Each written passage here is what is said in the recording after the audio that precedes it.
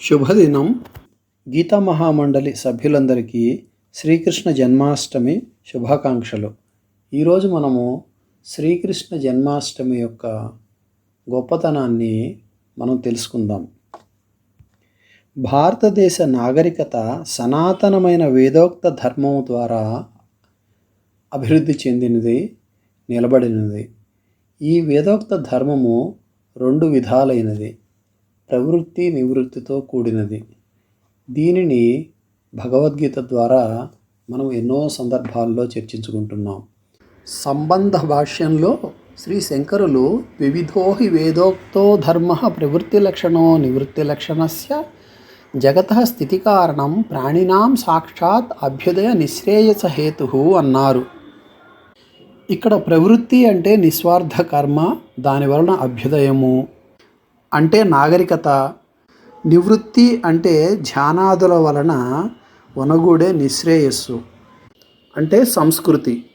ఈ విధమైన నాగరికత, సంస్కృతి రెండింటినీ పరిరక్షించుకోవటము ద్వారా భారత సమాజము సుసంపన్నముగా అనేక శతాబ్దాల పర్యంతము అభివృద్ధి చెందుతూ నిలిచి ఉన్నది అని శంకరుల గీతాభాష్యము. ఈ వేదోక్త ధర్మ ఆచరణ వలన భారత సమాజానికి ఆధ్యాత్మిక, లౌకిక రెండు విధాలైన సంక్షేమాలు సమకూరాయి. ఇది అనేక నాగరికతలలో మనకు కనపడదు. వాటిలో మనిషి భద్రతని, సౌకర్యాలని కల్పించుకొని సమస్యలను అధిగమించామనుకుంటూ చివరికి తనకు తానే పెద్ద సమస్యగా పరిణమించడం కూడా మనం చూస్తున్నాం. ఇది ప్రవృత్తికి అధిక ప్రాధాన్యత ఇచ్చి నివృత్తిని విస్మరించటం వల్ల ఏర్పడిన ఒక ఉపద్రవం.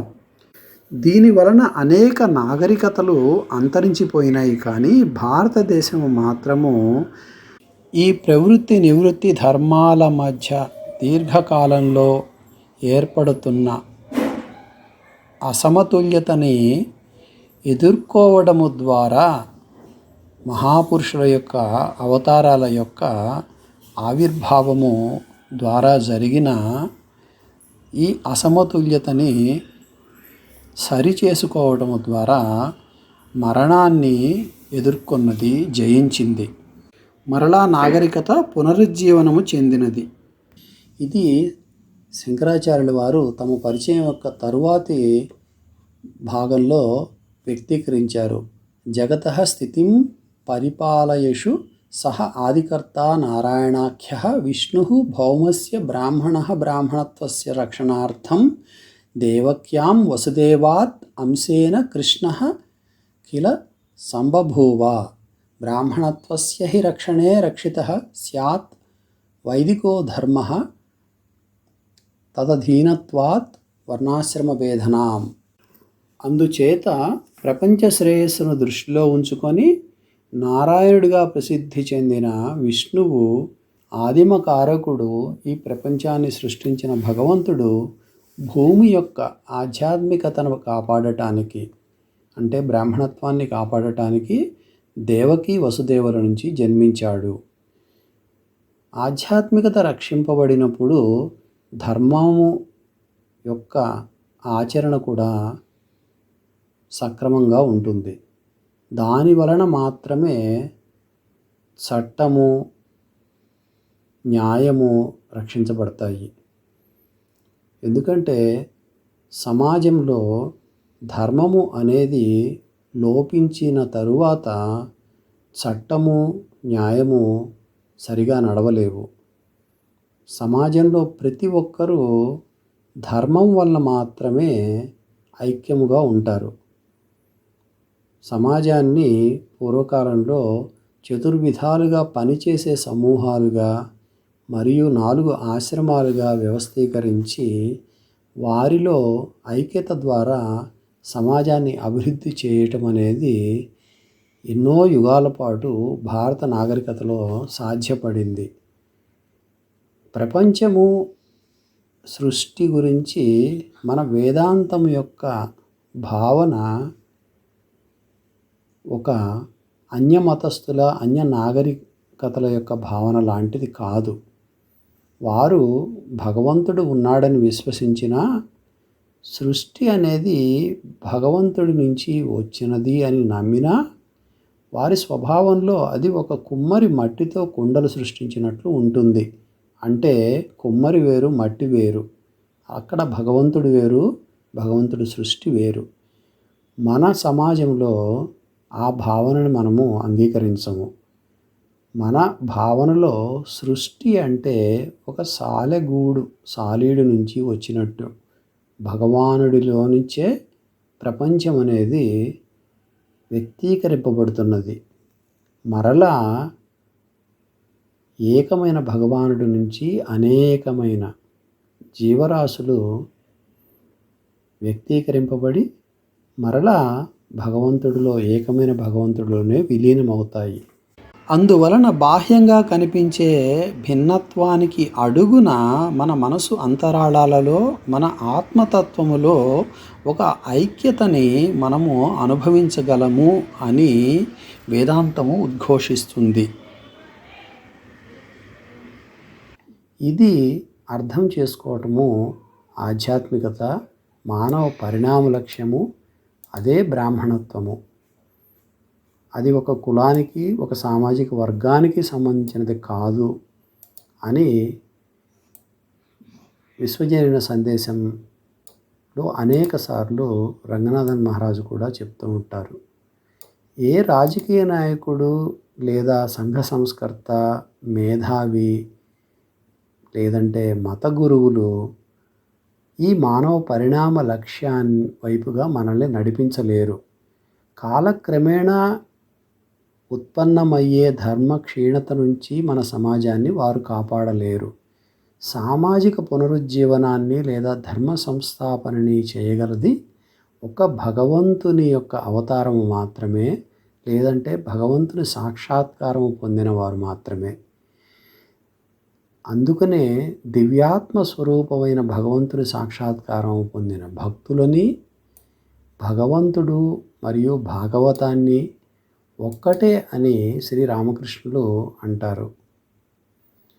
భారతదేశ సుదీర్ఘ చరిత్రలో ఇటువంటి దివ్యాత్మ స్వరూపులు మళ్ళీ మళ్ళీ అవతరించారు. ధర్మ క్షీణత సంభవించిన ప్రతి సందర్భంలో అవతరించారు. వారు మరలా భారతదేశంలో ధర్మ సంస్థాపన చేశారు. అంటే భారతదేశ ప్రజలలో మరలా నాగరికతకు మూలసూత్రమైన ధర్మ విచక్షణని, ధర్మానుష్ఠానము మీద అనురక్తిని పెంచారు. 3500 సంవత్సరాలకు ముందు, క్రీస్తు పూర్వం 3500 సంవత్సరాలకు ముందు జరిగిన శ్రీకృష్ణుని జననము, అవతార పురుషుని యొక్క అవతరణ కూడా ఇటువంటి ఒక గొప్ప సందర్భము అని మనం తెలుసుకోవాలి. అందుకే శ్రీకృష్ణ భగవానుడి జననాన్ని వ్యాస భాగవతంలో 12 శ్లోకాలలో శ్లాఘించారు.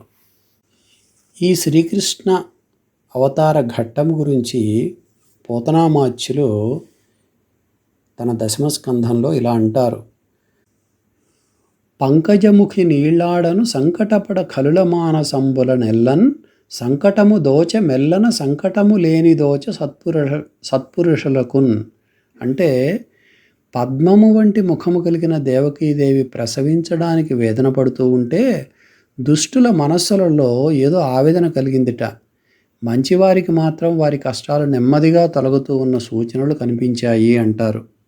ఇంకా స్వచ్ఛంబులై పొంగె జలరాశులేడును గలఘోషణముల మేఘంబులురిమే గ్రహతారలతోడ గగనంబు రాజిల్లె దిక్కులు మిక్కిలి తెలివిదాల్చే కమ్మని చల్లని గాలి మెల్లన వీచే హోమానలంబు చెన్నొంది వెలిగే కొలకులు కమలాడి కులములై సిరినొప్పె బ్రవిమలతోయలై పారె నదులు వరపుర గ్రామ ఘోషయై వసుధయొప్పే విహగ రవ పుష్ప ఫలముల వెలసెవనము అలరు సోనలు కురిసి రయ్యామరవరులు దేవదేవుని దేవకీదేవి గనగా. అంటే దేవకీదేవి దేవదేవుని ప్రసవిస్తూ ఉన్న ఆ గొప్ప సమయంలో 7 సముద్రాలు ఉప్పొంగాయి. మేఘాలు ఆనందంతో ఆ విషయాన్ని చాటుతున్నట్లు గర్జించాయి. ఆకాశమంతా గ్రహాలతోనూ తారకలతోనూ ప్రకాశించినది. దిక్కులన్నీ దివ్య కాంతులతో నిండిపోయాయి. చల్లని గాలి కమ్మని వాసనలతో మెల్లగా వీచింది. ఆ అర్ధరాత్రి ఋషులు ప్రత్యేకముగా చేస్తూ ఉన్న హోమగుండాలలో అగ్ని జ్వాజ్వల్యమానంగా వెలిగింది. తామర పూలతోనూ వాటిలో ఝుంకారాలు చేస్తూ తిరుగుతూ ఉన్న తుమ్మెదలతోనూ కొలనులు కలకలలాడాయి. నదులు చాలా నిర్మలమైన నీటితో నిండుగా ప్రవహించాయి. శ్రేష్టమైన నగరాలతో, గ్రామాలతో, గోకులములతో, ఉత్సవాలతో భూదేవి వెలిగిపోయింది. పక్షుల కిలకిలారావాలతో, పుష్కలమైన పూలతో, పండ్లతో ఉద్యానవనాలు, అరణ్యాలు ఆనందం ప్రకటించాయి. దేవకీదేవి ఆ దేవదేవుడైన ఆ వాసుదేవుని కంటూ ఉండగా దేవతలందరూ పుష్పవర్షాలు కురిపించారు. పాడిరి గంధర్వోత్తములాడిరి రంభాదికాంతలానందంబునన్ గూడిరి సిద్ధులు భయముల వీడిరి చారణులు మెరిసె వేల్పుల పేరుల్. అంటే విశ్వావసు మొదలైన గంధర్వులు ఆనందంతో దివ్యగానం చేశారట. రంభ మొదలైన అప్సరసలు నృత్యం చేశారట. సిద్ధులు అనబడే దేవతలు ఆనందంతో ఒక చోట చేరారట. చారణులు అనబడే దేవతలు భయం తీరి ఆనందించారట. దేవతలు ఉత్సవం చేసుకుంటున్నట్లు భేరీలు మోగించారు. అయ్యవసరంబున సుతుగని దేవకి నడురేయతి శుభగతి దారులును గ్రహంబులు నుండన్ దితిసుత నిరాకరిష్ణున్ శ్రితవదనాలంకరిష్ణున్ జిష్ణున్ విష్ణున్. అటువంటి సమయంలో దేవకీదేవి అర్ధరాత్రి వేళ శిశువును ప్రసవించింది. అతడు రాక్షసులను శిక్షించేవాడు. అతనిని ఆశ్రయించే వారి ముఖాలు ఆనందంతో వెలిగిపోయినాయి. ఆ సమయంలో తారలు, గ్రహాలు అత్యంత శుభమైన స్థానాలలో ఉన్నాయి. ఇంకా విష్ణువును ప్రసవించిన దేవకీదేవి శరీరము మెరుపు తీగలాగా దేదీప్యమానంగా ప్రకాశించింది. ఆ పుట్టిన బిడ్డడు చిరునవ్వులు చిందిస్తూ సమస్త కళామయ మూర్తిగా ఉన్నాడు. ఆ సమయంలో పూర్ణిమ నాడు 16 కరలతో నిండిన చంద్రుని ప్రసవించిన తూర్పు దిక్కులాగా దేవకీదేవి ప్రకాశించింది. అప్పుడు జలధర దేహుడు, ఆజాను చతుర్బాహుడు, సరసీరుహాక్షుడు, విశాల వక్షుడు, చారు గదా శంఖ చక్ర పద్మ విలాసుడు, కంఠ కౌస్తుభమణి కాంతి భాసుడు, కమనీయ కటిసూత్ర కంకణ కేయూరుడు, శ్రీవత్సలాంఛనాంచిత విహారుడు, నురుకుండల ప్రభాయుత కుంతలాలలాటు వైఢూర్య మణిగణ వరకిరీటుడు, బాలుడు పూర్ణేందు రుచిజాలు భక్తలోకపాలుడు, సుగుణాల వాలుడు కృపావిశాలుడు, చూచి తిలకించి పులకించి చోద్యమంది యుబ్బి చెలరేగి వసుదేవుడు ఉత్సహించే అన్నారు. అంటే ఆ దేవకీదేవుని తనయుడు అయిన దేవుడు ఎలా ఉన్నాడు అంటే, అప్పుడు వసుదేవుడు చూస్తే ఆ బాలుడు దివ్య రూపంలో దర్శనమిచ్చాడట ఆయనకి. ఆ పిల్లవాడు మేఘవర్ణ శరీరము కలిగి ఉన్నాడట. అతడి పొడవైన 4 బాహువులలో గదా, శంఖం, చక్రం, పద్మం వెలుగొందుతున్నాయి. తామర పువ్వు రేకుల వంటి కన్నులు, విశాలమైన వక్షస్థలము కలవాని కంఠంలో కౌస్తుభరత్నం కాంతులు వెలుగొందుతున్నదిట.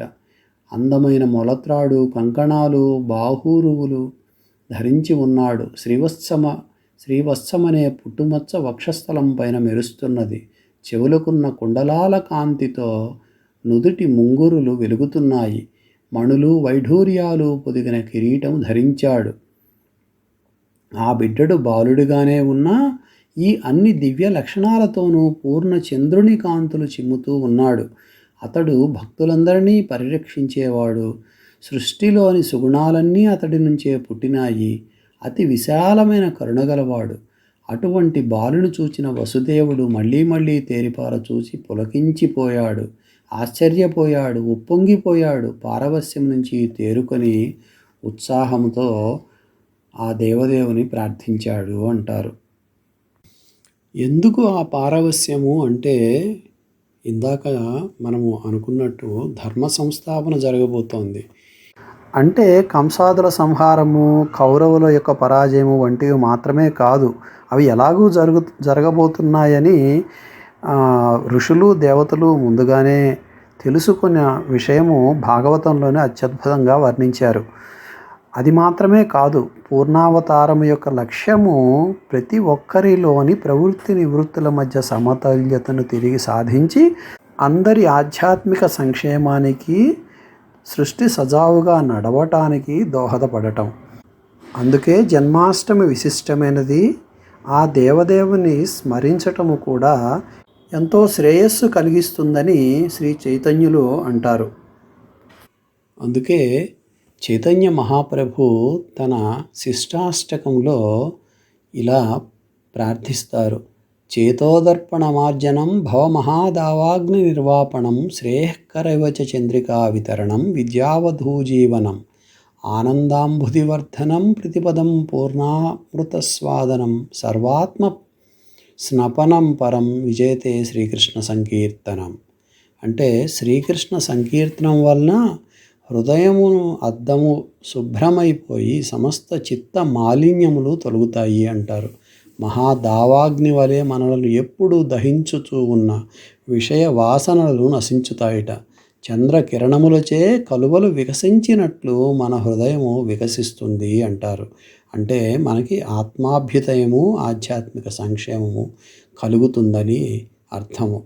ఆ విధముగా ఈ శుభదినము ఆ దేవదేవుడు మనందరినీ అనుగ్రహించాలని, మన ఆధ్యాత్మిక అభివృద్ధి ద్వారా మన సమాజం యొక్క అభివృద్ధి సాధించడానికి మనందరినీ ప్రేరేపించాలని కోరుకుందాం.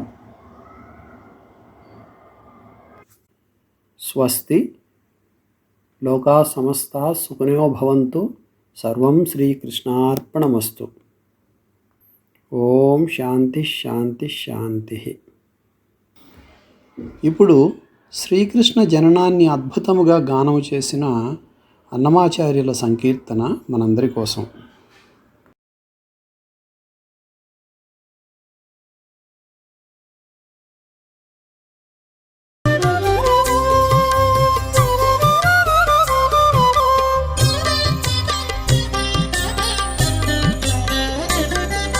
సతులాల ఓ సతులాల ఓ సతులాల చూడరే శ్రావణ బహుళాష్టమి కతలాయ నడురేయి కలిగే శ్రీకృష్ణుడు సతులాల ఓ సతులాల చూడరే శ్రావణ బహుళాష్టమి కతలాయ నడురేయి కలిగే శ్రీకృష్ణుడు.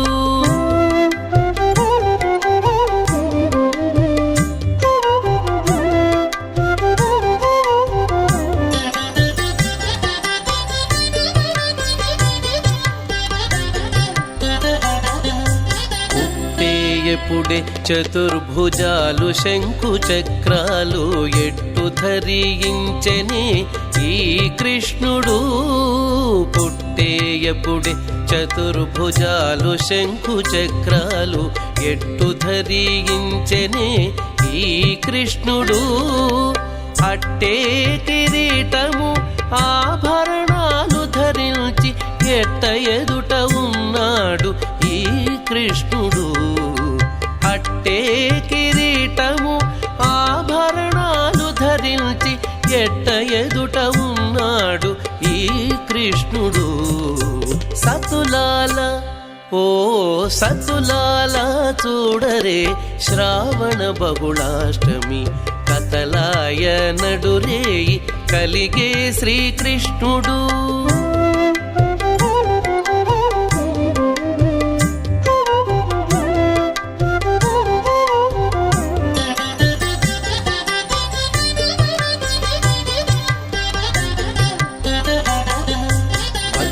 బ్రహ్మయు రుద్రుడు వాకిటను తీయించగాను ఇచ్చగించి వినుచున్నాడీ కృష్ణుడు. వచ్చి బ్రహ్మయు రుద్రుడు వాకిటను తీయించగాను ఇచ్చగించి వినుచున్నాడీ కృష్ణుడు. ముచ్చటాడి దేవకితో ముంచి వసుదేవునితో హెచ్చిన మహిమలతో ఈ కృష్ణుడు.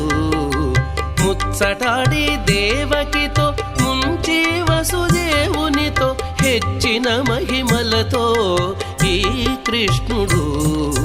సతులాల ఓ సతులాలా చూడరే శ్రావణ బహుళాష్టమి కథలాయ నడురేయి కలిగే శ్రీకృష్ణుడు.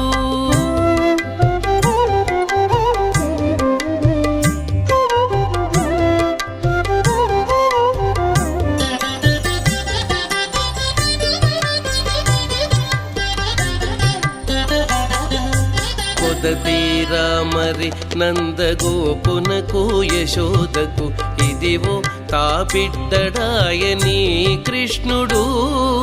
కొదతీరా మరి నందగోపునకు యశోదకు ఇదివో తా బిడ్డడాయని కృష్ణుడు. అదన శ్రీ వెంకటేశుడై అలమేల్ మంగగూడి ఎదుటనే ఉన్నాడు ఈ కృష్ణుడు.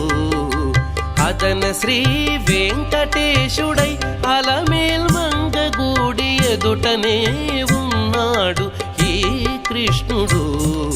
సతులాల ఓ సతులాల చూడరే శ్రావణ బహుళాష్టమి కథలాయ నడురేయి కలిగే శ్రీకృష్ణుడు.